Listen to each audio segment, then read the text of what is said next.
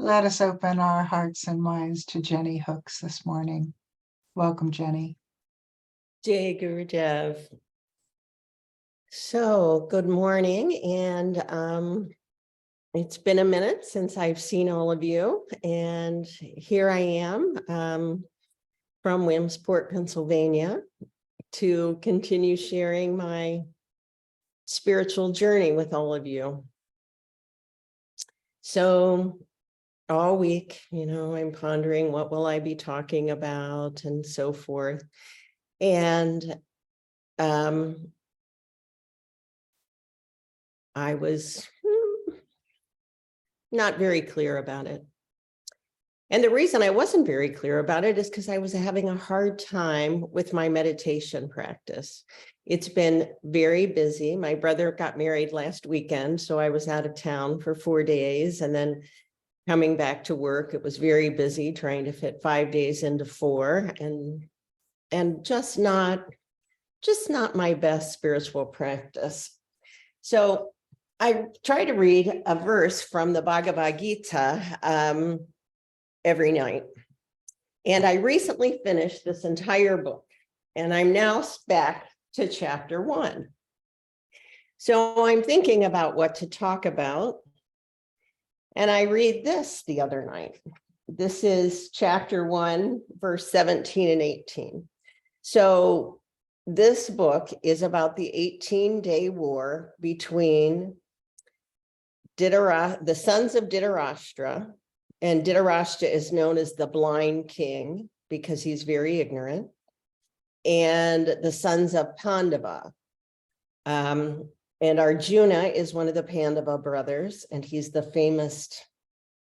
one of the famous heroes of this story. And at the beginning, they have such way better wars than we do. So they would agree that they were going to war. And when both sides were ready to start the war, they would blow their conches. So, and the war is for a set amount of time, for 18 days. So it doesn't go on forever. So this is chapter 1, verse 17 and 18.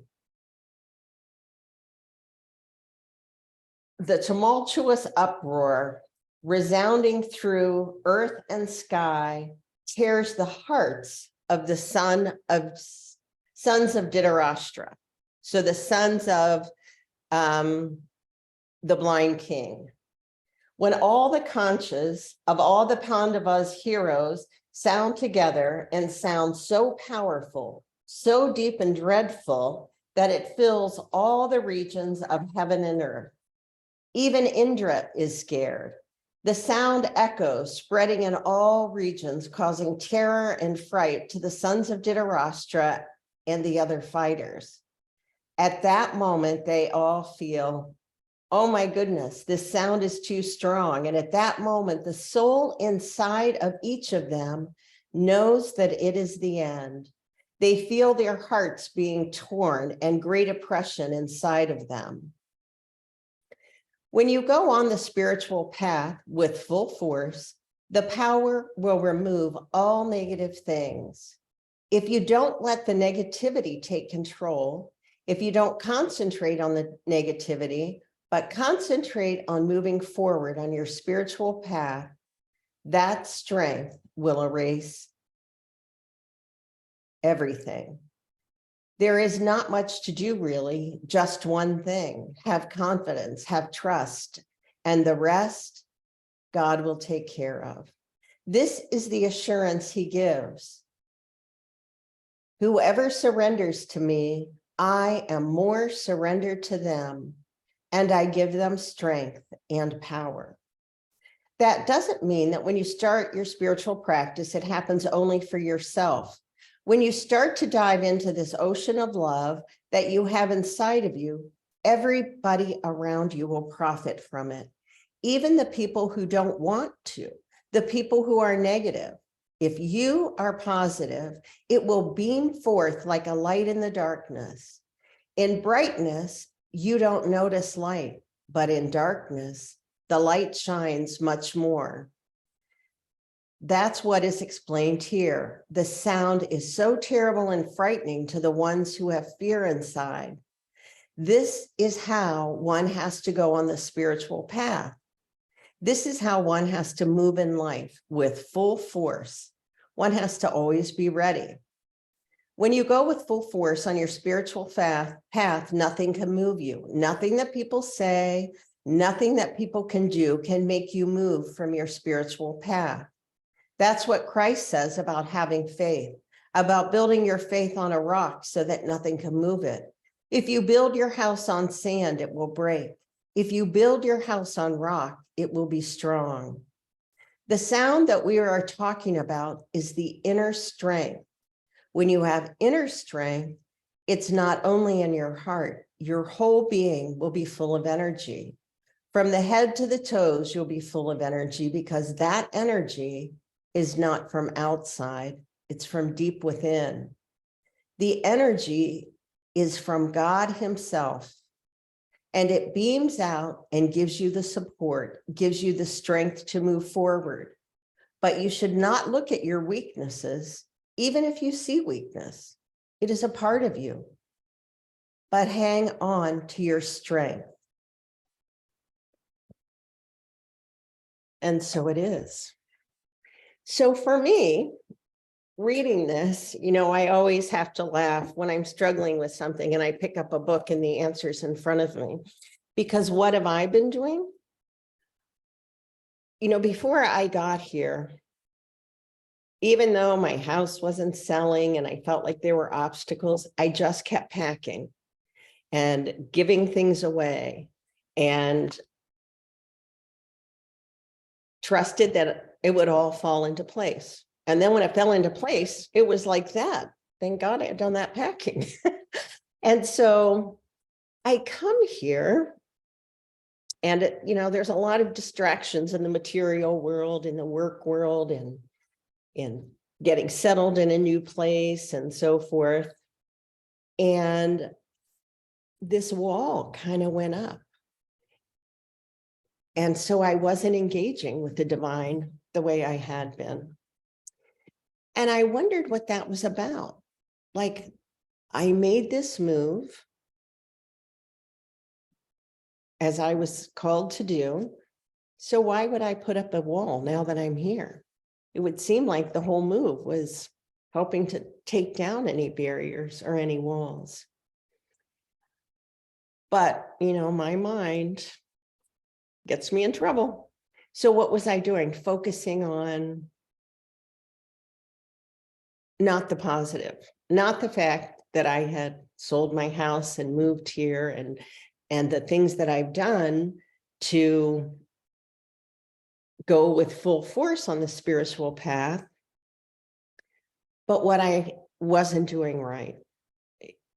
I wasn't as engaged in my meditation. I wasn't this, I wasn't that, and putting my focus there. And then I read that chapter and I think, well, that's a funny thing. Here it is. The negativity is there. It's a part of who I am, but it's where I place my focus. Do I focus on what I'm doing wrong? Or do I focus on everything that I'm doing well and cut myself some slack? And so it's just like Clinton Connie's music at the beginning of the talk about having an open heart, that there are so many miracles in our lives that they chose that song, that I was at this chapter at the moment I needed to be reminded to be focusing on the positivity, to be focusing on what I was doing well instead of where I lacked. And it was just reading it was just like, I knew the moment I read it that that's where this talk was going. Last week was a particular challenge for me. My younger brother got married. And so my family refers to my engagement with Bhakti Marga as I went to rescue my son, Krishna Priya, from the cult and instead joined the cult. And so here I am in, 90 minutes from Elmira, and they think I'm nuts. And so when we would go to eat, and I would pause and say a silent food prayer, or refuse to eat eggs and meat and, the other foods that were there, it caused an abundance of irritation for one of my siblings. And I thought, what the hell do you care what I put in my mouth or I don't put in my mouth? I wasn't sitting there complaining, there's nothing for a vegan here. I was just eating the salad and the fruit and the things that were for me. But she found it very disturbing. And it was just interesting to be in that space with a large group of people that know me well in their line of thinking, who really struggle with the whole idea that somebody could make a move across the country because that's what they were called to do on their spiritual path. The whole weekend was, I felt like it could have been an HBO comedy special. The Sunday morning, the wedding was Sunday, and it was a relatively small wedding. All of my brother's siblings were invited, but because there were originally 9 of us in the family, he did not invite all the cousins because he did not want to have 100 and some people at his wedding. He wanted it to be very small. It was a second marriage for both the bride and the groom. And the minister doesn't show up. And my brother's calling and calling, can't get through to him. But everybody's seated, waiting for the ceremony to begin. And I said to my brother, I'll wing it. Do you have a script? He goes, yeah. You'll just have to read it off my phone. So I agreed to do it. He can't find the script on his phone. There is now no script, and I've committed to doing some sort of ceremony. So I did the best I could. And I said, this may be the shortest wedding you've ever attended. And I spoke briefly about this marriage started long before this moment. Many compromises, many adventures and experiences. And all of those things will happen after this wedding occurs. And it's just a moment in time where Tim and Krista publicly speak their vows and just did the best I could. And but before that ceremony started, I said, Guruji, I'm all yours. You got to take the ball and run with it because I got nothing. And so, those words come out of my mouth. And I think to myself about the many miracles in life, because here I was with no plan, literally 2 minutes to prepare. And it goes off pretty well. And many people came up afterwards and said, have you done weddings before? And no, only one. And it was just, well, it was interesting, if nothing else. And so where I see a miracle, other people just think, oh, well, that's lovely that, you could do that. And they don't. And I said, well, I kind of didn't do it myself, and they can't hear that. And so for a part of this weekend, there was a sense of loneliness, of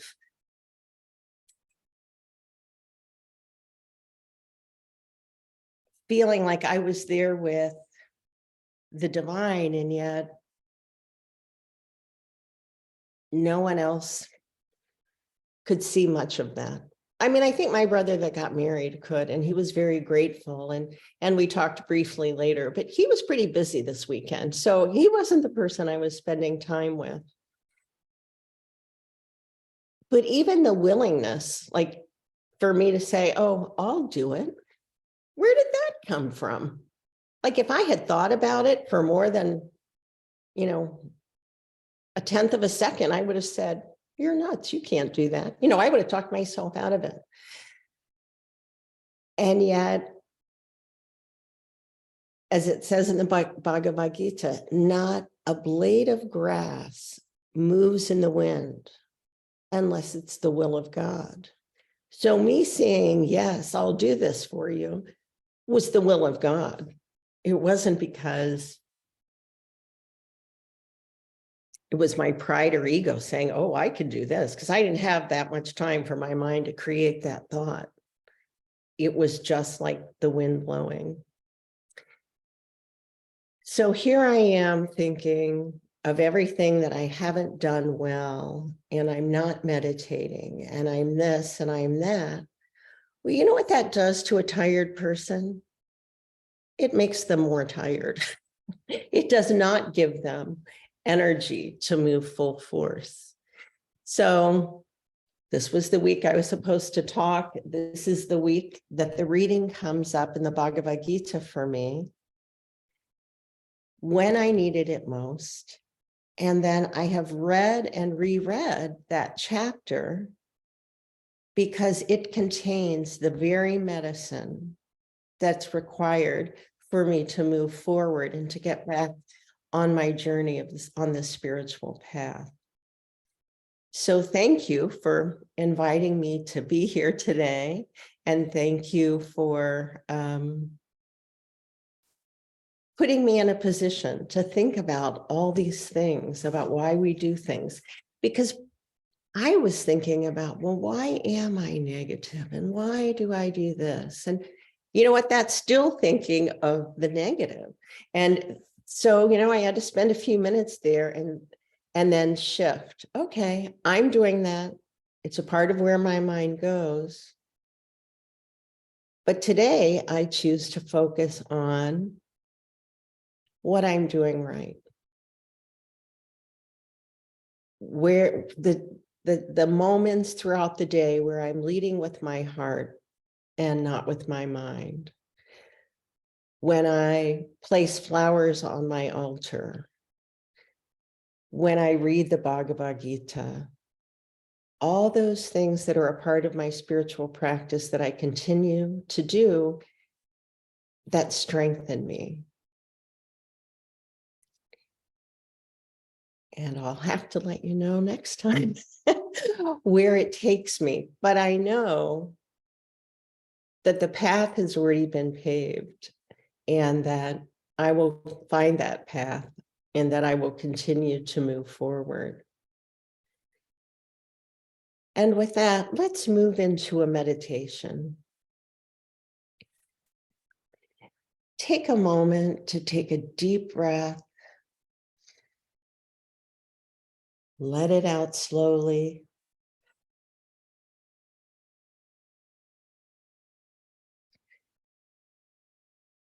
And as you continue to breathe, to relax the tension in your body, focus on your heart.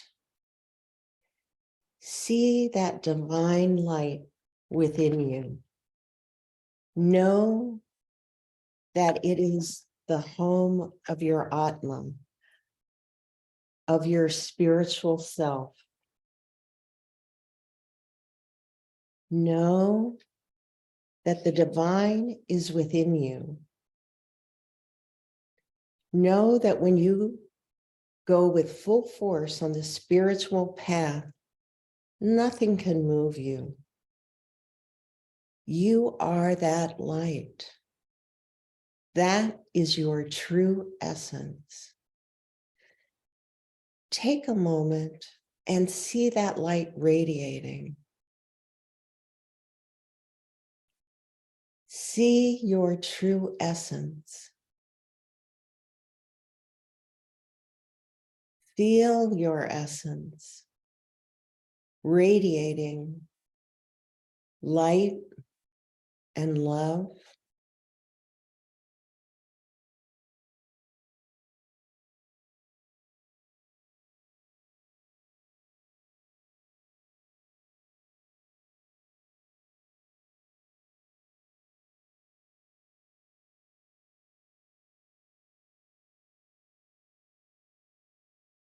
Feel your confidence and your strength.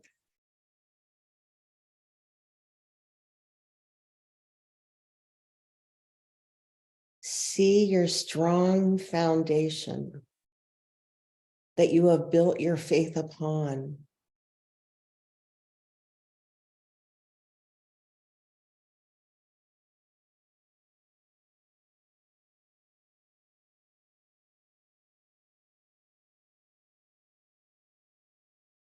Allow that light to shine so brightly that it drowns out any negative thoughts, any fears.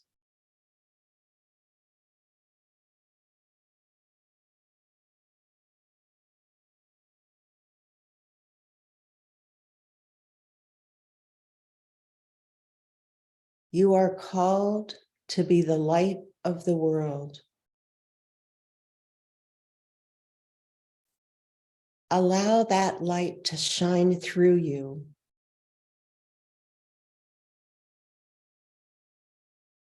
Allow it to shine in all the dark corners and crevices.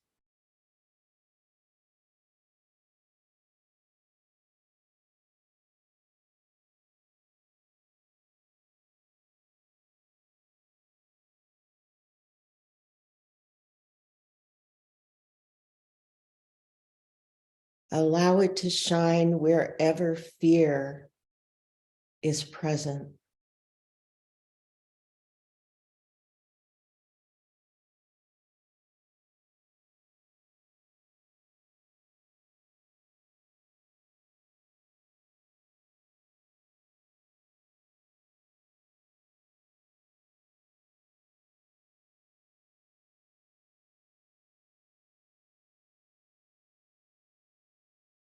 How will you let your light shine today?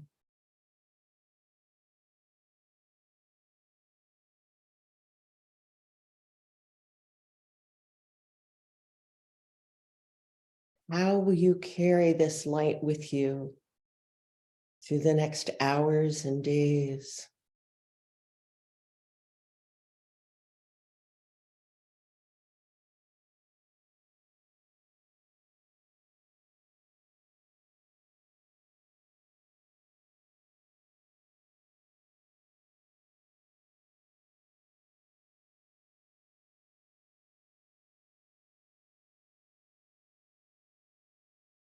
Know that you can change the world, not by focusing on the world, but by keeping your focus on your own inner light, on your relationship with the divine.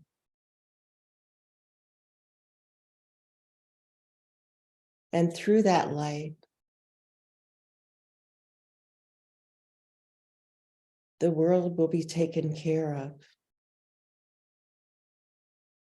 As you heal yourself, you heal the planet. You heal the people around you.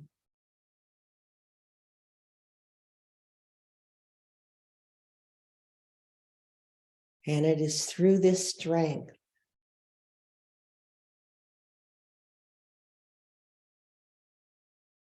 that your spiritual path will be revealed to you.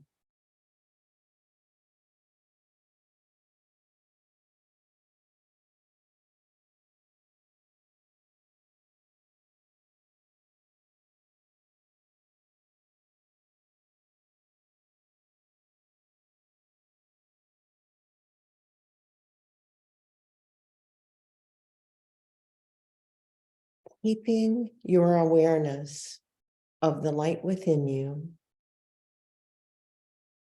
Begin to bring your presence back to the room, to your seat, to your material body.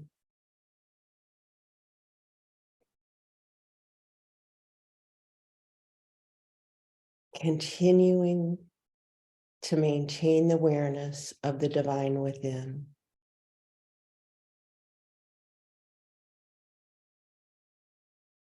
And so it is.